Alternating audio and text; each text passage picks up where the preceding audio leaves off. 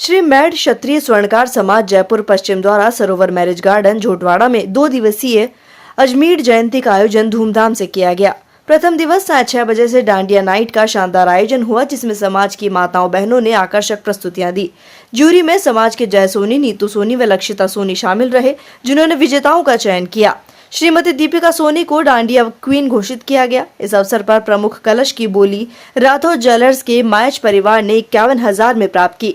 कार्यक्रम में अजमेर धाम के संस्थापक सदस्य नरेश जी सिंघाना, युवा स्वर्णकार संस्था के महामंत्री श्याम जी जावड़ा और कई गणमान्य अतिथियों की उपस्थिति रही। समापन पर महाराजा अजमेर की खीर प्रसादी का भोग लगाकर सभी ने प्रसाद पाया। रविवार प्रातः सोनी कॉलोनी भूमिया नगर से 200 से ज्यादा महिलाओं ने विशाल कलश यात्रा निकाली, जो कांटा चौराहा और खिरनी फाटक होते हुए सरोवर मैरिज गार्डन पहुंची। पूरे रास्ते में समाज बंधुओं द्वारा पुष्प वर्षा और जलपान की व्यवस्था की गई। गार्डन पहुंचने पर सेवानिवृत्त IPS अधिकारी भंवर लाल जी सोनी ने महाराजा अजमेर जी की आरती उतारी और समाज को शुभकामनाएं दी। इस अवसर पर अतिरिक्त पुलिस कमिश्नर विजय स्वर्णकार विशिष्ट अतिथि के रूप में मौजूद रहे। उन्होंने समाज को संगठित होकर शिक्षा के क्षेत्र में अग्रणी भूमिका निभाने का संदेश दिया। कार्यक्रम में स्त्री रोग विशेषज्ञ डॉक्टर बजरंग सोनी ने समाज से कुरीतियों को समाप्त करने और शिक्षा के क्षेत्र में आगे बढ़ने का आह्वान किया। पूर्व IAS अधिकारी LN सोनी ने भी शिक्षा को समाज की पहली आवश्यकता बताया।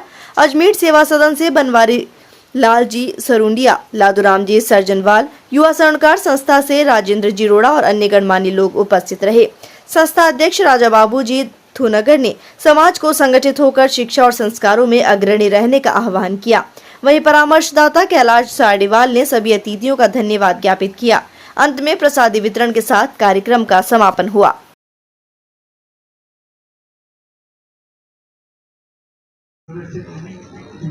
सबसे पहले तो मैं महाराजा अजमेर जयंती की सभी को शुभकामनाएं देता हूं और मेरा राजस्थान सरकार से यह अपील रहेगी कि यह जो स्वर्णकार समाज के आराध्य है महाराजा अजमेर जी, इस दिन को एक राजकीय अवकाश घोषित किया जाए, ताकि जितने भी देश भर में स्वर्णकार समाज बंधु है वह इस दिन अपने अवकाश के दिन और अजमेर जयंती के दिन शामिल हों। और मैं आग्रह करूंगा और यह निवेदन करूंगा कि इस दिन को राजकीय अवकाश घोषित किया जाए। धन्यवाद।